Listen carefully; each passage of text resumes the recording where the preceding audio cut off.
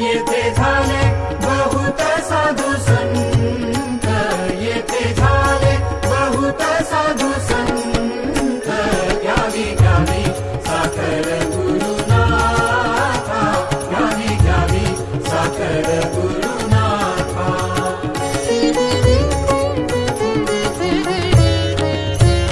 साखरेचा घेऊनी अनुभव, शांत झाले कैलासी सदा